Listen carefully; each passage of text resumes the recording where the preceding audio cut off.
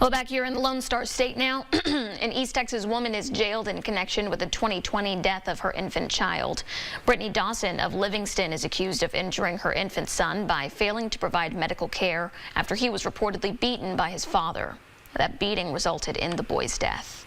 And the child's father, Thomas Jansak, is awaiting trial on capital murder charges.